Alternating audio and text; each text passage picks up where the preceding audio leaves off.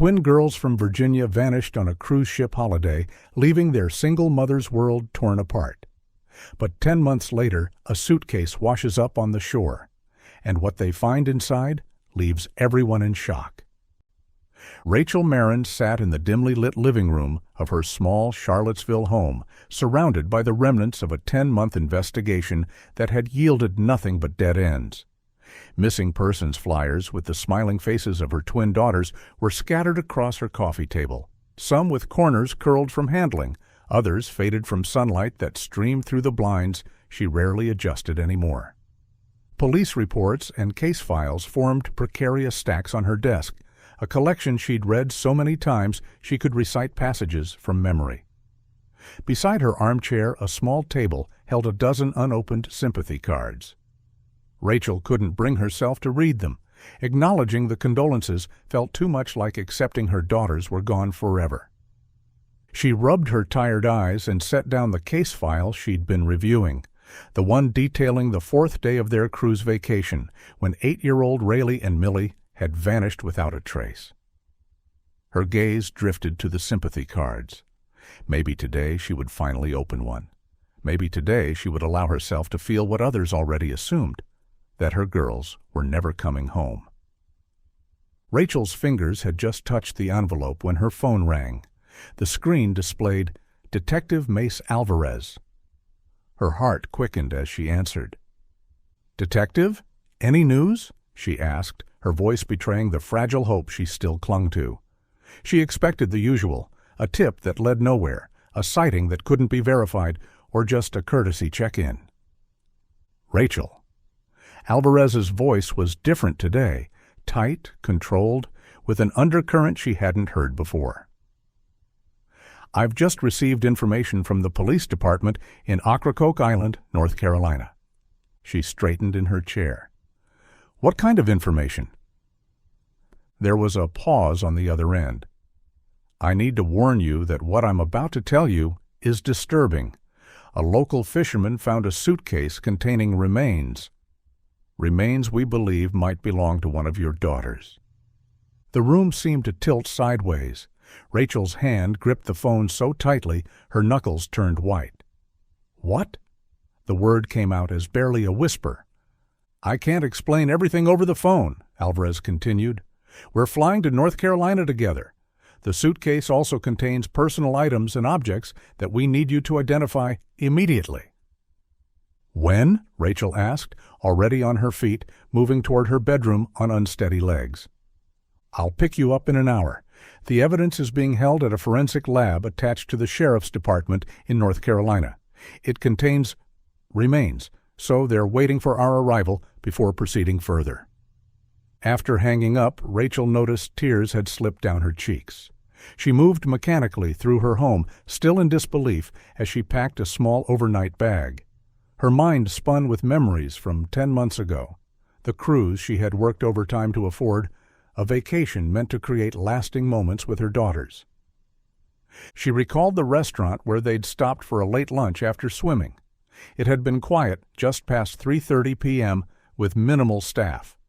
She'd left the girls for 5 minutes, just 5 minutes, to answer an important call outside where the reception was better. When she returned, they were gone. The restaurant staff had seen the twins leave but couldn't say where they had gone. The hours that followed were a blur of panic and disbelief as Rachel frantically scoured every corner of the massive ship. The cruise staff issued a ship-wide alert and launched an exhaustive search, combing through public areas, kids' clubs, pools, and restrooms. They conducted cabin-to-cabin checks of all staterooms, including those that were locked or unassigned. Security footage showed the girls watching a poolside performance, but when the crowd dispersed, they disappeared from view. Despite reviewing hours of CCTV footage from around the ship, there was no further trace of them. After 24 hours with no sign of the twins, the ship's flag state was notified. The U.S. Coast Guard and FBI became involved. Local port authorities and police at the ship's last dock and upcoming ports were informed of the situation. A formal investigation commenced, including head counts, lockdowns, and interviews with all passengers who had to show identification. Despite the exhaustive search, Rayleigh and Millie remained missing. Some passengers whispered that they must have fallen overboard. Others speculated they had been taken when the ship docked. The cruise line insisted their security protocols were sound, but the fact remained that 2 8-year-old girls had vanished without explanation. An hour slipped by unnoticed, lost in the haze of Rachel's thoughts. A sudden knock at the door jolted her back to the present. She grabbed her overnight bag and opened the door to find Detective Alvarez standing there, his expression grave yet composed. "Are you ready?" he asked gently. Rachel nodded, locking her door behind her. As they walked to his unmarked police car, she steeled herself for what was to come. After 10 months of uncertainty, she was about to face a mother's worst nightmare, or perhaps find the first real clue to what happened to her daughters. The flight to North Carolina passed in tense silence. Rachel stared out the small airplane window, watching the landscape below change from urban sprawl to the coastal plains of the Outer Banks. Detective Alvarez respected her space, reviewing case notes on his tablet while occasionally glancing her way to ensure she was holding up.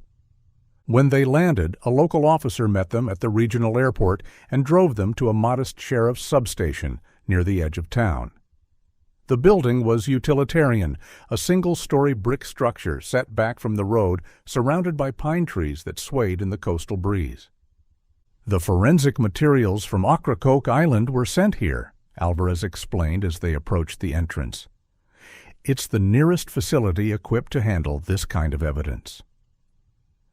Inside, the air was cold and antiseptic, the fluorescent lights buzzing overhead. A sheriff's deputy guided them through a series of corridors to a back room where the evidence was being kept. "Before we go in," Alvarez said, stopping Rachel with a gentle hand on her arm, "I want you to prepare yourself. What you're about to see will be difficult." Rachel nodded, her throat too tight for words.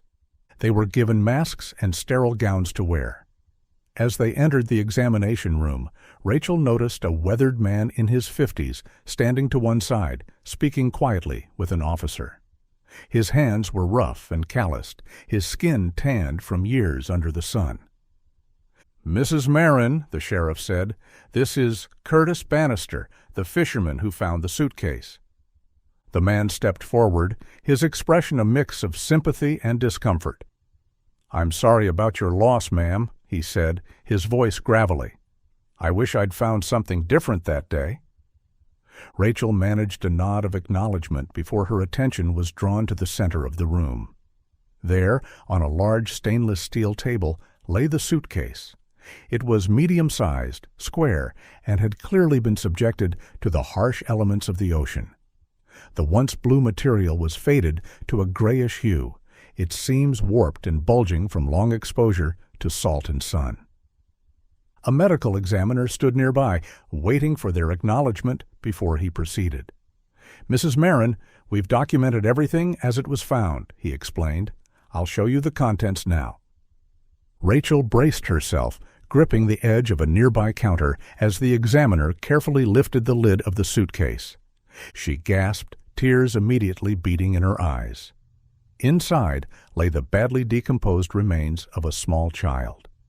10 months drifting in ocean currents had left the body bloated, discolored, and partially skeletonized, but the child had been wrapped in layers of clothing that preserved some identifying features. "The victim appears to have died from asphyxiation," the medical examiner explained clinically.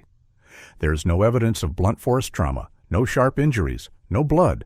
This indicates the victim likely died quickly and quietly." But Rachel barely heard him. Her eyes were fixed on the faded red Minnie Mouse t-shirt, the same one Millie had been wearing that day on the cruise. Partially visible beneath the decomposed remains was a pair of blue swim goggles, the initial M still faintly visible on the side. "That's Millie's shirt," Rachel whispered, her voice breaking. "Those are her goggles. I bought matching sets for both girls, but Millie's had an M and Rayleigh's had an R." The medical examiner nodded solemnly. "We'd like your permission to take a DNA sample from you for confirmation, though based on your identification of these personal effects." Yes, of course, Rachel agreed numbly. But I don't need DNA to tell me that's my daughter. Detective Alvarez placed a supportive hand on her shoulder as the examiner continued, showing her a separate evidence bag. There was something else found with the remains, he said, an item that doesn't appear to belong with a child's possessions. Inside the clear plastic bag was a silver Zippo lighter, tarnished by seawater but still intact. Engraved on its surface were the initials K.E. "This doesn't belong to my daughters," Rachel confirmed, studying the lighter through the plastic. "They were 8 years old. They wouldn't have had something like this." "It's our first potential lead," Alvarez noted, examining the lighter. "An anomaly that could help us identify whoever did this." Rachel turned to the fisherman. "Mr. Bannister, can you tell me exactly how you found this?" The man shifted his weight from one foot to the other. "I was walking along the beach near my home, like I do most mornings. Noticed something washed up that didn't look like usual debris. When I got closer, I could smell... well, it wasn't good. I opened it just enough to see what was inside and called the police right away." "Was there anything else?" Rachel asked desperately. "Any sign of my other daughter, Rayleigh?" Bannister shook his head. "Just the suitcase, ma'am." "I'm sorry." Rachel turned back to Detective Alvarez.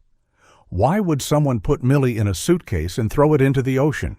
If they wanted to dispose of her?" She struggled with the words. "Why not something that would sink?" "That's a good question," the sheriff interjected.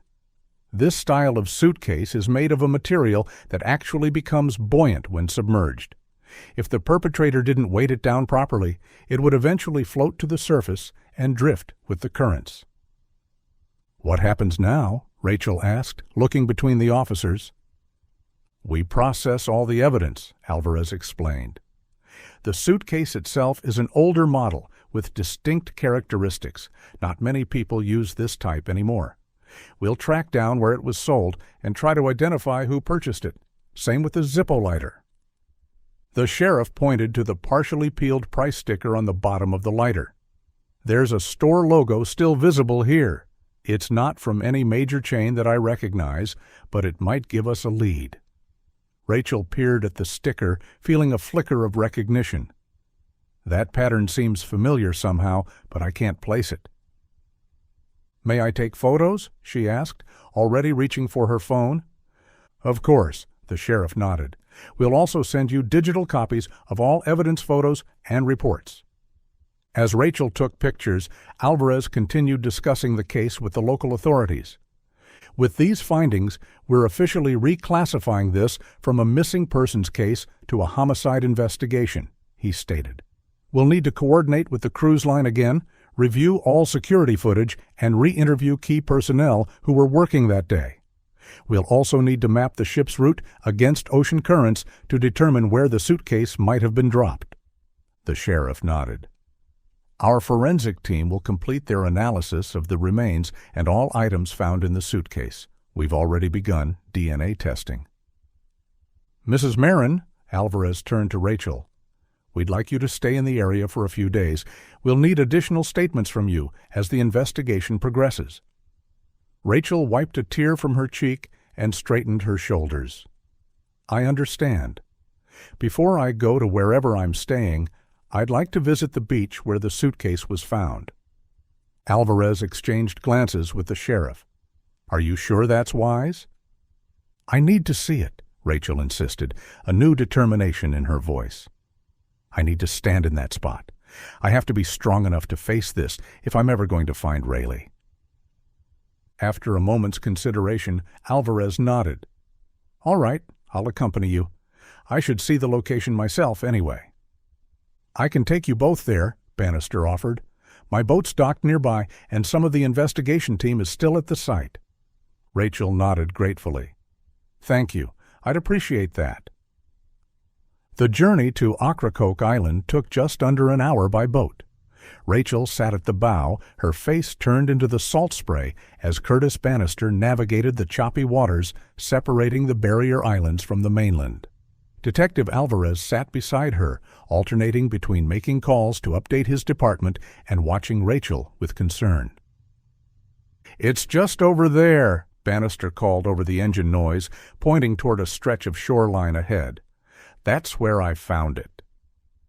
As they approached, Rachel could see a small crowd gathered on the beach. Yellow police tape cordoned off a section of sand, and several officers in uniform moved about the area methodically, taking photographs and measurements. A news van was parked on a nearby access road, a reporter and cameraman standing at a respectful distance from the police line.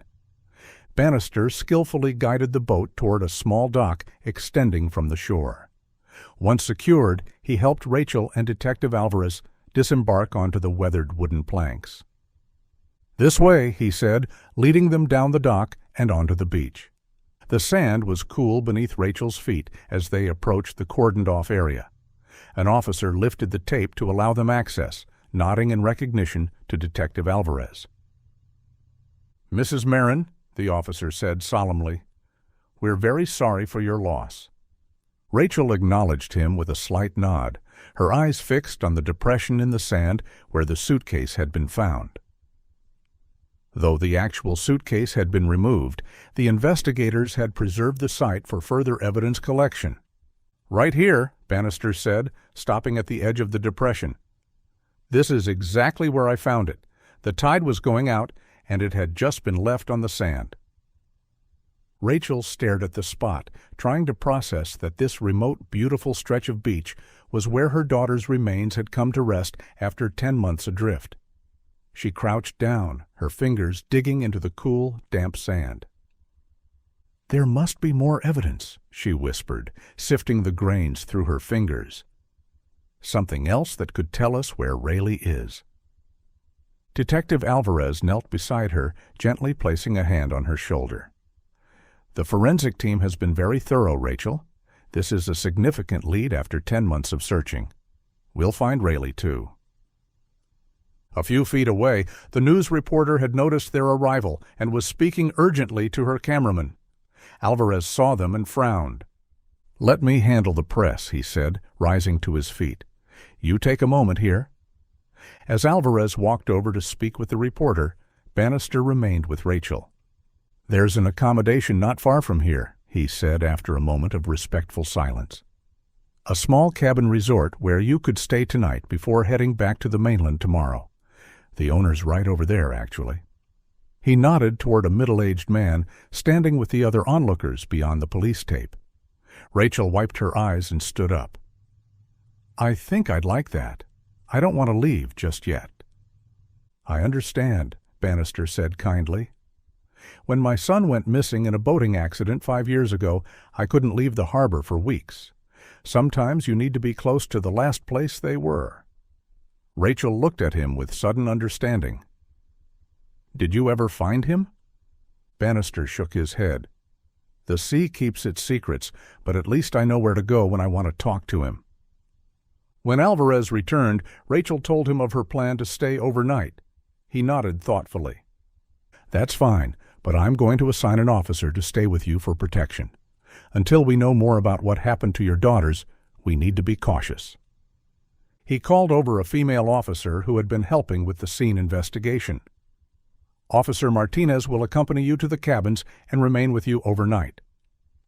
Rachel thanked him, then allowed Bannister to introduce her to the cabin owner, a genial man named Greg Harrison, who expressed his deep sympathies and assured her they had plenty of space.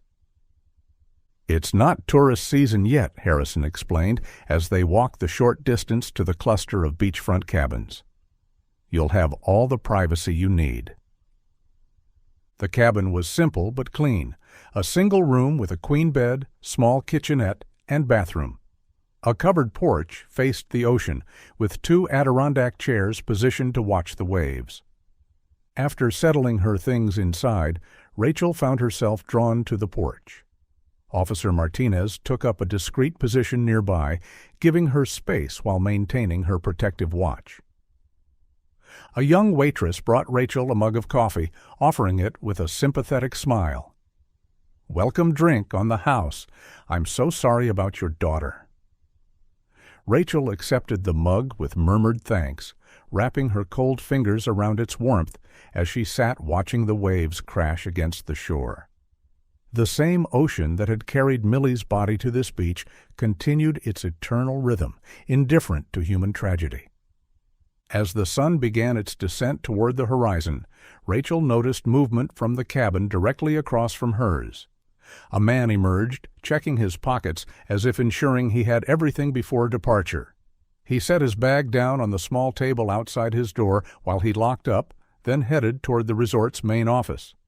Rachel noticed he had left something on the outdoor coffee table, a small metallic object catching the late afternoon sun. Curious, she walked over to check and found a cigarette package and a lighter. She picked them up, turning the lighter over in her hand. On the bottom was a price sticker with a store logo that matched the partial sticker from the evidence lighter. Rachel felt a chill run through her despite the warm air. Seeing the man still heading toward the front desk, she hurried to catch up with him, lighter in hand. "Excuse me," she called. "You forgot this." The man turned, surprised, then smiled when he saw the lighter and his cigarette package. "Thanks. I would have missed that for sure." As he took it from her, Rachel pointed to the sticker. "If you don't mind me asking, where did you get this? I collect vintage lighters, and I've been looking for this brand." "Oh, it's from a little magazine kiosk in Greenville," he replied. "Small place, but they've got all sorts of odds and ends." "Does it have a name?" Rachel asked, trying to keep her voice casual. "Kearns's Corner News, I think. It's run by this older guy who's always got some deal going on." "Why? You from around there?" "No, but there's a similar shop in Charlottesville, Virginia, where I live," Rachel said, her heart beginning to race. "It might be the same chain." Before the man could respond, a staff member approached them, carrying a square suitcase identical to the one found on the beach. "Sir, are you sure you want to leave this behind?" the staff member asked. "We found it in your cabin." Rachel's eyes widened as she stared at the suitcase. It was the same color, same style, same size as the one that had contained Millie's remains. "Where did you get that?" The question burst from her before she could stop herself. The man chuckled. "Same place as the lighter, actually. The kiosk owner in Greenville sold it to me for next to nothing when I bought the lighter. Used it once, and the handle's already broken. Total junk. Shouldn't have wasted my money." "Would you?" Rachel swallowed hard. "Would you mind if I had it? I know it sounds strange, but—" "Take it," the man said with a dismissive wave. "Save me the trouble of disposing of it." "Thank you," Rachel said. "May I ask your name and contact information?" "I'd like to thank you properly." The man looked slightly confused, but provided his details. "Name's Jeff Thornton. Can I ask why you're so interested in my old junk?" Rachel took a deep breath. "I'm here with the police investigating my missing daughters. One of them was found in a suitcase, just like this." Thornton's expression shifted from confusion to horror. "Oh, God, I'm so sorry. I had no idea." He shook his head. "I hope they find whoever did that. If there's anything else I can do to help—" "Thank you for the information about the kiosk," Rachel said. "It might be more helpful than you know." As Thornton left to catch his ferry back to the mainland, Rachel returned to her cabin with the broken suitcase, her mind racing with possibilities. Officer Martinez watched her curiously, but didn't ask questions. Rachel set the suitcase down and reached for her phone, her fingers trembling slightly as she dialed Detective Alvarez's number. "I haven't left yet," Detective Alvarez confirmed when Rachel called. "What's going on?" Rachel quickly explained about the tourist's lighter and suitcase and the connection to a newspaper kiosk in Greenville. "I need to show you this immediately." "Stay where you are," Alvarez instructed. "I'll come to you." 15 minutes later, Rachel stood at the shoreline with Officer Martinez, waiting as Alvarez approached the seaside cabin resort. The detective was deep in conversation with Curtis Bannister, who had apparently joined him after their earlier departure. As they arrived, Rachel noticed from the distance the news van pulling away, the reporter apparently finished with their coverage for the day.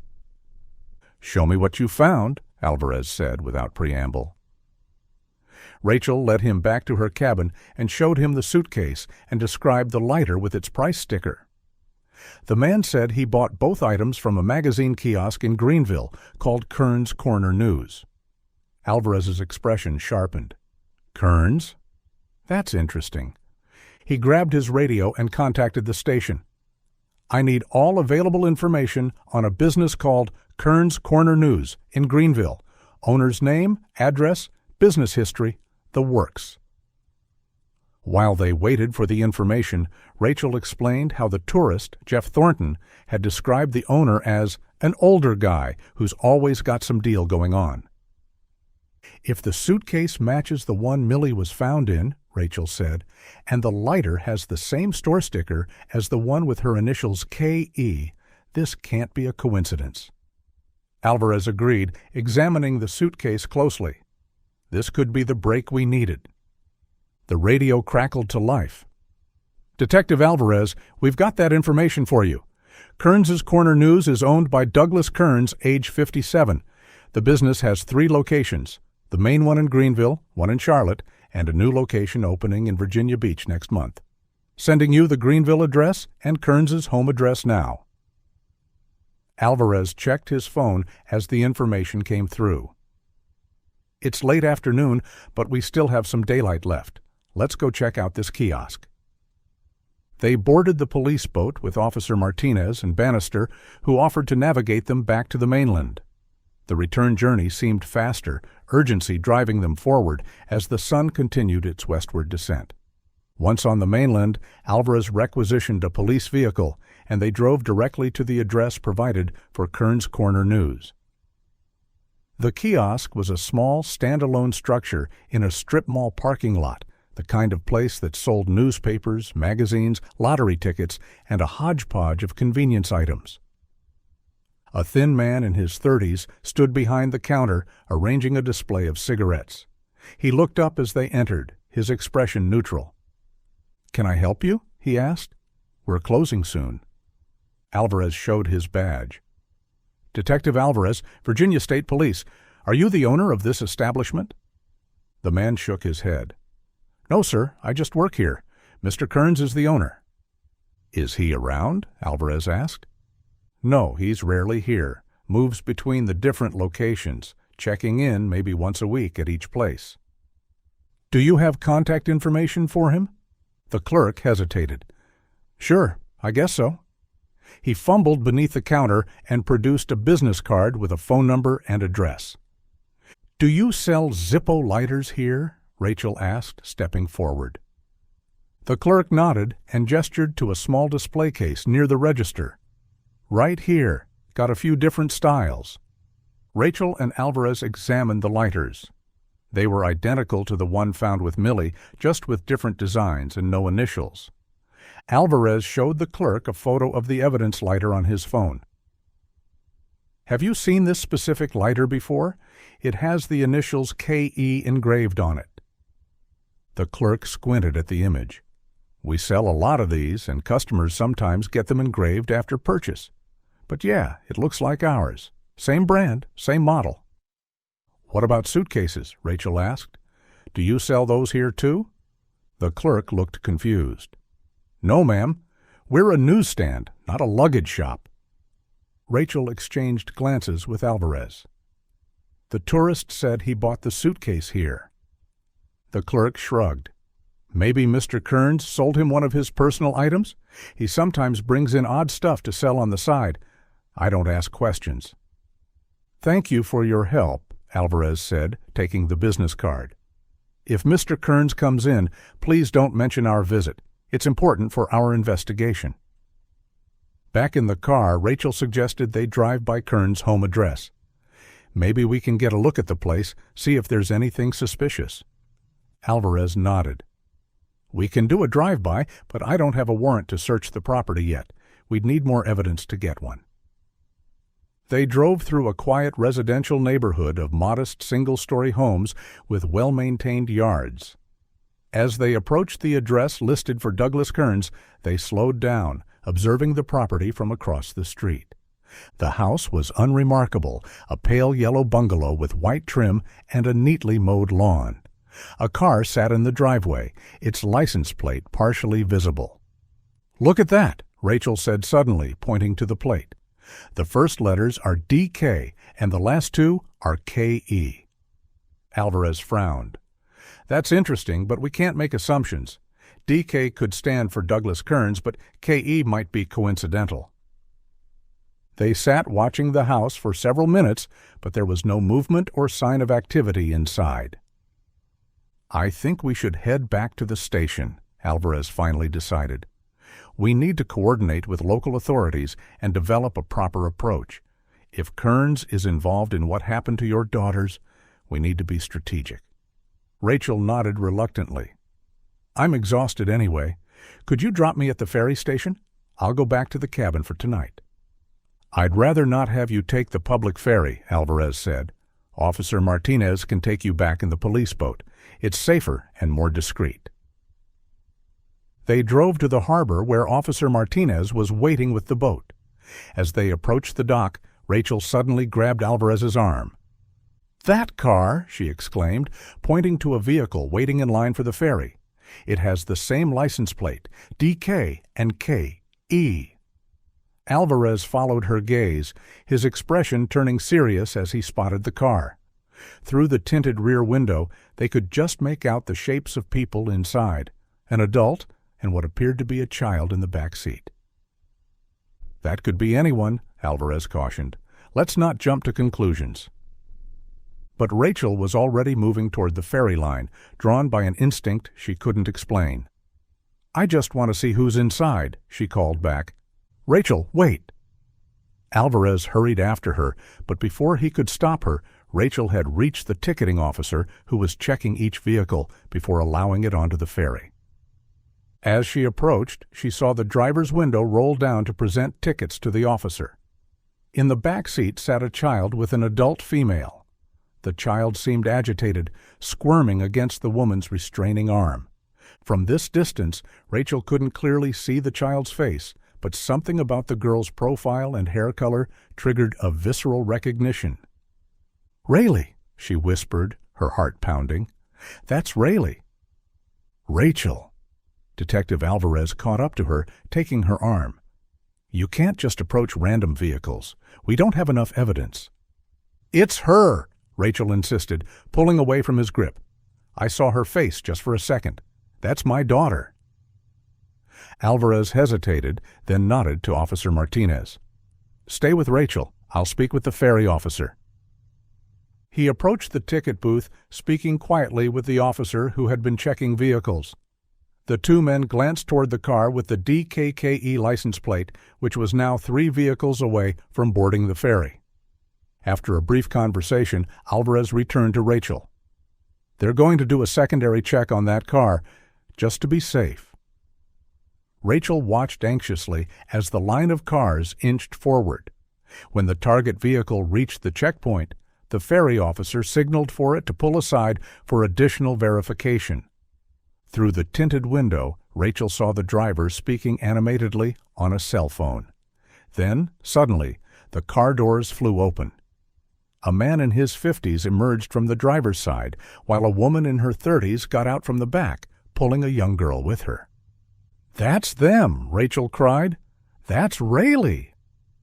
The trio began weaving between the waiting cars, the man leading the way while the woman dragged the reluctant child behind her. Alvarez immediately radioed for backup, his voice sharp with urgency. "Suspects fleeing on foot at Ocracoke Ferry Terminal with possible kidnapping victim. Adult male, adult female, and female child approximately 8 years old. Request immediate assistance and perimeter setup." The harbor officer also radioed for additional security while Alvarez turned to Rachel. "Stay with Officer Martinez. We can't risk you getting hurt if they're dangerous." Before Rachel could protest, Alvarez was sprinting toward the fleeing suspects, drawing his weapon but keeping it lowered. "Police! Stop where you are!" he shouted. The man looked back, saw Alvarez, and redoubled his pace, shouting something to the woman that Rachel couldn't hear. Within minutes, the ferry terminal erupted into controlled chaos. Police cruisers converged on the scene, blocking exits while officers on foot pursued the fleeing suspects. Passengers waiting for the ferry were directed to secure areas, and the loading process was halted. Rachel and Officer Martinez watched from a distance as the dragnet closed around the suspects. The man was tackled by two officers as he attempted to scale a security fence. The woman, still gripping the child's wrist, tried to duck between parked cars, but was quickly surrounded by police with weapons drawn. "Let go of the girl," an officer commanded. The woman hesitated, then released her hold.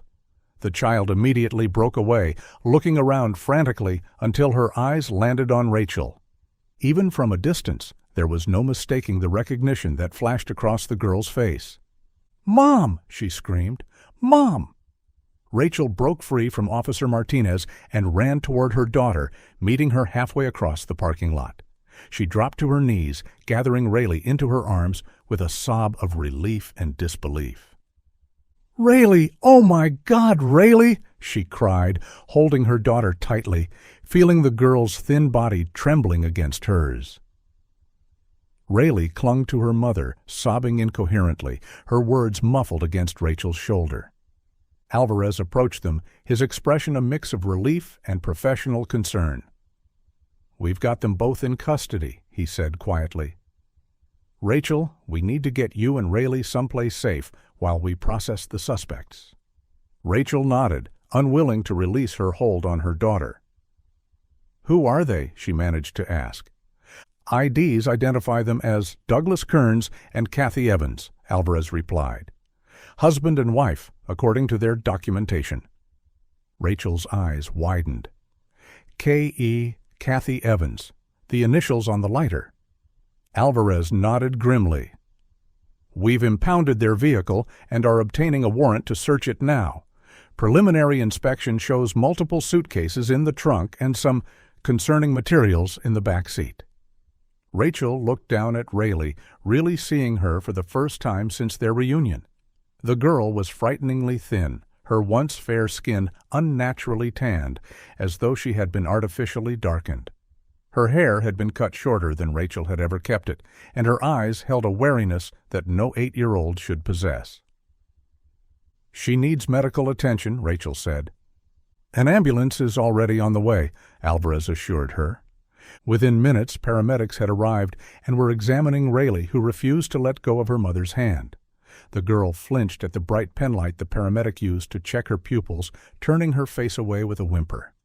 "Please stop taking pictures," she murmured. Rachel exchanged a worried glance with Alvarez, who made a note of the comment.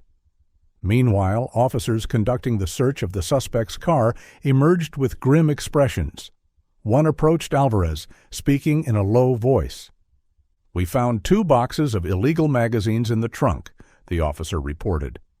"Child-centered material, and syringes with what appears to be a sedative in the back seat. Looks like they were preparing to drug her before boarding the ferry." Alvarez's jaw tightened. "Get CSI on this immediately. Document everything." Rachel overheard enough to understand what they had found. Her grief over Millie transformed into white-hot rage as she watched Kearns and Evans being placed in separate police cruisers. Breaking away from Rayleigh briefly, she strode toward Kearns as officers were securing him in the vehicle. "You monster!" she screamed. "You didn't just smuggle your filthy magazines. You murdered my daughter. You murdered Millie." Kearns looked up, his expression disturbingly calm. "I didn't mean to kill the other one," he said matter-of-factly. "I wanted to keep both of them, but my partner backed out. I couldn't handle 2 children alone without getting caught. I had to make a choice." Rachel lunged toward him, but Alvarez caught her, pulling her back. "Save it for the station, Kearns," he growled at the suspect. "You have the right to remain silent. I suggest you use it." As the cruisers pulled away, the paramedics approached with news about Rayleigh. "She's been drugged with a mild sedative," one reported. and there are signs of malnutrition and physical abuse. We need to transport her to the hospital immediately for a full examination and treatment." Rachel nodded, returning to her daughter's side. "I'm coming with her," she told Alvarez. "Of course," he agreed. "I'll meet you at the hospital after we process the suspects. This is just the beginning, Rachel. We're going to need statements from both of you when Rayleigh is stable." Rachel climbed into the ambulance beside her daughter, holding the girl's hand as the vehicle pulled away, sirens wailing. Despite the horror of what they had uncovered and the grief of Millie's confirmed death, Rachel felt a surge of fierce gratitude that at least one of her daughters had been found alive. "It's over, Rayleigh," she whispered, stroking her daughter's hair. "You're safe now. They can't hurt you anymore." The harsh fluorescent lighting of the hospital corridor made Rachel's eyes ache as she paced outside the emergency room. Officer Martinez remained nearby, keeping a watchful eye on both Rachel and the hospital entrance. A nurse had gently but firmly asked Rachel to wait outside while the medical team conducted their initial examination of Rayleigh. Though it tore at her to be separated from her daughter so soon after finding her, Rachel understood they needed space to document Rayleigh's condition properly. "Mrs. Marin?" The nurse who had been attending Rayleigh appeared in the doorway. "You can come in now."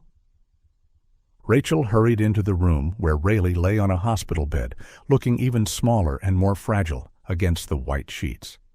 An IV drip fed clear liquid into her arm, and a doctor was making notes on a chart nearby. "Mom," Rayleigh whispered, reaching out with her free hand. Rachel took it gently, careful not to disturb the IV. "I'm here, sweetheart. I'm not going anywhere." The doctor, a woman in her 40s with kind eyes and a serious expression, approached them. "Mrs. Marin, I'm Dr. Patel. I've completed my initial examination of Rayleigh." "How is she?" Rachel asked, her voice tight with anxiety. Dr. Patel's expression was grave. "Rayleigh is suffering from malnutrition. She's significantly underweight for her age. There are multiple bruises on her back and legs consistent with physical discipline, likely from a narrow, flexible object like a rattan stick or thin belt." Rachel winced, squeezing Rayleigh's hand gently. "There are also marks on her wrists and ankles," Dr. Patel continued, suggesting she was restrained for extended periods, possibly with chains or zip ties. The doctor lowered her voice, though Rayleigh seemed half asleep from the medications they'd given her. "She appears extremely sensitive to bright lights and camera flashes, which is consistent with being subjected to frequent photography. Based on her reactions during our examination and some comments she made, I'm concerned she may have been used as a model for inappropriate material." Rachel closed her eyes briefly, fighting back tears.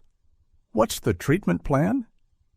"We'll start with addressing the malnutrition through carefully monitored nutrition. The sedatives in her system should metabolize within 24 hours.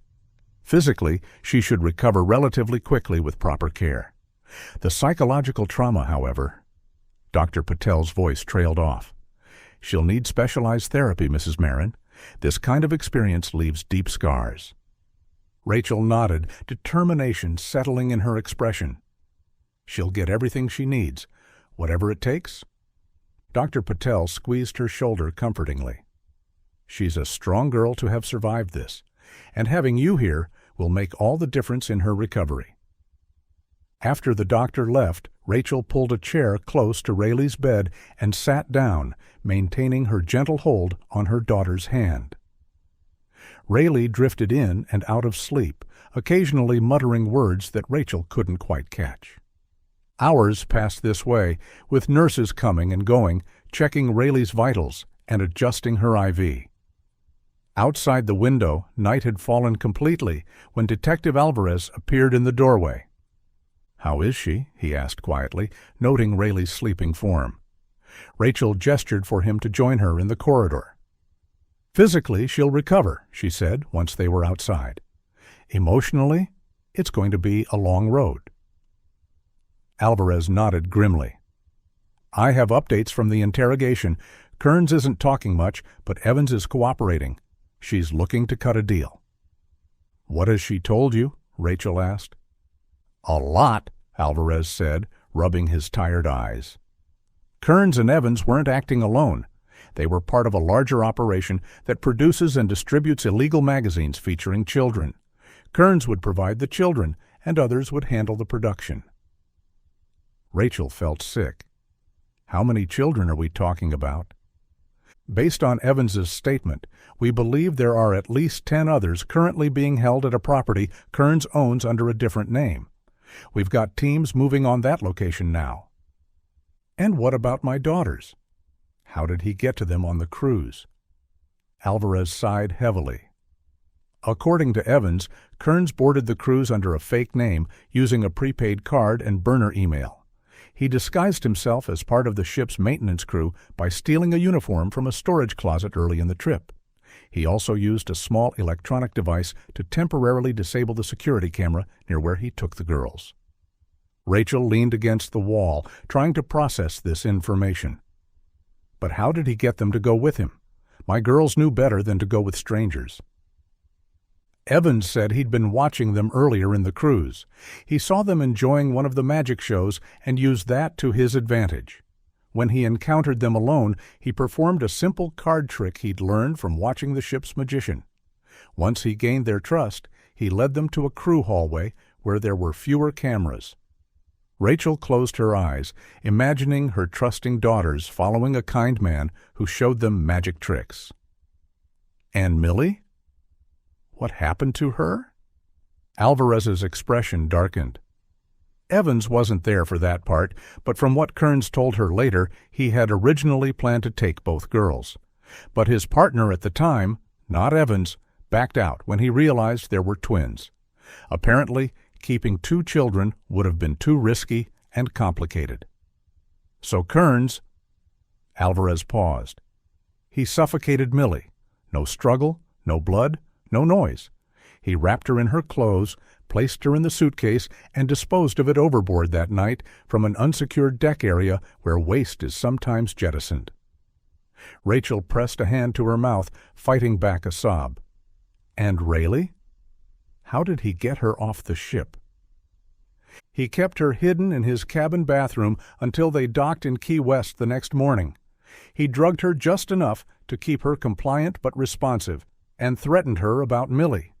When they disembarked, he used disguises, sunglasses, fake beard, different clothes, and exited during the early morning rush when most attention was on families with children. Alvarez continued. According to Evans, Kearns had prepared fake documentation for Rayleigh. They've been moving her between different locations, from Key West up through Florida, and finally to North Carolina, to avoid detection. Rachel shook her head in disbelief. They were in Virginia before the cruise. Was he stalking us before this happened? Evans confirmed that Kearns traveled often and had mentioned seeing beautiful twin girls in Virginia that would be perfect for their next edition. We believe he may have spotted you and your daughters before the cruise and planned this specifically. Rachel felt a chill run through her. What about the lighter with KE on it? Was that intentional? Just a coincidence, apparently. Evans said it was her personal lighter that got mixed up with Millie's things when Kearns was rushing to dispose of the body. She'd been looking for it for months. Rachel glanced back at the hospital room where Rayleigh slept. We have to make sure they never get out. And all those magazines, they need to be destroyed. Those children don't deserve to have their trauma circulating forever. Alvarez nodded firmly. We're working with federal authorities now. This is bigger than just one case. But I promise you, Kearns and Evans will pay for what they did to your family. He placed a supportive hand on her shoulder. You should get some rest. Rayleigh will need you at full strength when she wakes up. Rachel nodded, exhaustion finally catching up with her. Thank you, Detective, for everything. As Alvarez left, Rachel returned to Rayleigh's bedside, settling into the uncomfortable hospital chair for what would likely be a long night. Despite the horror of what she had learned, she felt a sense of grim satisfaction that the perpetrators had been caught and a flicker of hope that her surviving daughter was finally safe. Early morning sunlight filtered through the thin hospital curtains as Rachel blinked awake, her neck stiff from sleeping in the chair beside Rayleigh's bed. For a disorienting moment, she couldn't remember where she was. Then the events of the previous day came rushing back. She sat up quickly, checking on Rayleigh. Her daughter was still asleep, looking slightly less pale than the night before. The IV drip had been replaced overnight, and a tray with bland hospital breakfast sat untouched on the side table. A soft knock at the door drew her attention. A nurse entered, followed by Dr. Patel. "Good morning, Doctor," Patel said quietly. "How did she sleep?" "Restlessly," Rachel replied. She had nightmares, kept talking in her sleep. Dr. Patel nodded as she examined Rayleigh's chart. "That's to be expected. The sedatives they were giving her are working their way out of her system. We'd like to run some additional tests today, with your permission." "Of course," Rachel agreed.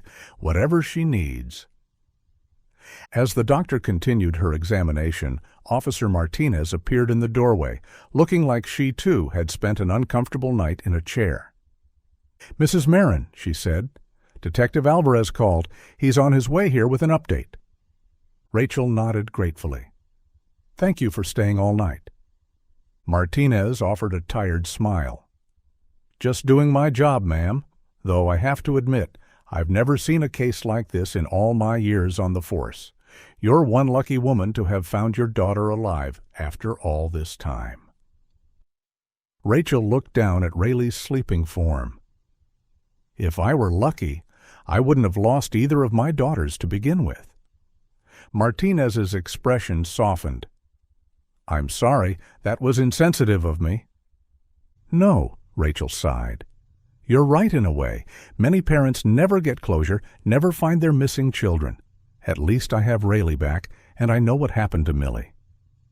Her voice broke slightly. "It's a bitter kind of luck, but it's something." Dr. Patel finished her examination and turned to Rachel. "Rayleigh's vital signs are improving. The lab tests show the sedatives are clearing from her system, but she's still severely malnourished. We'll start her on a carefully monitored diet today." "When can I take her home?" Rachel asked. "Not for at least a few days, Doctor," Patel replied. "We need to stabilize her physically and begin a psychological assessment before discharge, and even then she'll need ongoing care." Rachel nodded, accepting the long road ahead. About an hour later, Rayleigh began to stir. Her eyes fluttered open, confusion clouding them briefly before focusing on Rachel. "Mom?" she whispered, as if afraid believing it might make the vision disappear. "I'm here, sweetheart," Rachel said, moving to sit on the edge of the bed. "You're safe now." Rayleigh's eyes filled with tears. "Millie? Where's Millie?" Rachel swallowed hard, unsure how to explain to an 8-year-old that her twin sister had been murdered. Before she could form a response, Detective Alvarez appeared in the doorway, his expression solemn but satisfied. "May I come in?" he asked quietly. Rachel nodded, grateful for the momentary reprieve from answering Rayleigh's question. Alvarez entered, taking off his hat respectfully. "Morning, Rachel. Hello, Rayleigh. I'm Detective Alvarez. I've been helping your mom look for you." Rayleigh regarded him warily, instinctively shrinking against her mother. "It's okay," Rachel assured her. "Detective Alvarez is one of the good guys." Alvarez kept a respectful distance, his voice calm and gentle. "I thought you'd want to know. We conducted a raid early this morning on another property owned by Douglas Kearns. It was on Cedar Island, the place he planned to take Rayleigh yesterday, according to what we gathered from the ferry station. We rescued 3 more children who were being held there." Rachel gasped. "Are they all right?" "They're receiving medical attention now," Alvarez said. "Some have been missing for over a year. We're working on identifying them all and contacting their families." Rachel felt a surge of fierce satisfaction. "What about Kearns and Evans? Are they talking?" "Evans has given a full confession in exchange for leniency at sentencing," Alvarez confirmed. "She said she couldn't live with the guilt any longer. She always knew it was wrong, even though she helped coordinate things from here for her husband. Kearns is still being uncooperative, but with Evans's testimony and the evidence we've gathered, he's now facing multiple life sentences. Good, Rachel said firmly. I hope they rot behind prison for a long time, even for the wife. She still helped keep my daughter captive for months. She still participated in... She couldn't bring herself to finish the sentence. She'll face substantial charges, Alvarez assured her. Her cooperation may reduce her sentence, but she won't walk free. Rachel glanced back at Rayleigh through the doorway. What happens now? We'll need a formal statement from you, and eventually, when she's ready, from Rayleigh as well. But there's no rush on that. Her recovery comes first. Rachel nodded gratefully. Thank you, Detective. For everything? I'm just glad we found her, Alvarez said sincerely. In all my years on the job, cases like this rarely end with the child coming home alive. After Alvarez left, Rachel returned to Rayleigh's bedside. The girl was awake again, watching her mother with an intensity that spoke volumes about her fear of being separated again. Mom, she said in a small voice, Millie's gone, isn't she? Really gone? Rachel took a deep breath and sat down, taking Rayleigh's hand in hers. Yes, sweetheart, Millie is gone. The bad man hurt her very badly. Tears welled in Rayleigh's eyes. I knew it. He told me she was gone, but I didn't want to believe him. I kept thinking she might be somewhere else, like me, that maybe you'd find both of us. I wish we had, Rachel said, her own tears falling freely now. I looked for both of you every single day. I never stopped. I was so scared, Rayleigh whispered. After they took us and Millie was gone, they kept moving me to different places. They changed how I looked. They made me stand still while they took pictures, and if I cried, they would hit me. They said if I tried to run away or tell anyone, they would hurt you too. Rachel gathered her daughter carefully in her arms, mindful of the IV. You were so brave, Rayleigh. So brave. And you don't have to be scared anymore. Those people are going to jail for a very long time. They can never hurt you or anyone else again. For a long time, mother and daughter simply held each other, sharing their grief for Millie and their relief at being reunited. Eventually, Rayleigh's medication began to make her drowsy again, and she drifted off to sleep in Rachel's arms. As Rachel gently laid her daughter back against the pillows, she noticed something she hadn't seen before, a small scar near Rayleigh's hairline, likely from one of the many abuses she had suffered over the past 10 months. It was a visible reminder of all that had been taken from her daughter, her innocence, her sense of security, her twin sister.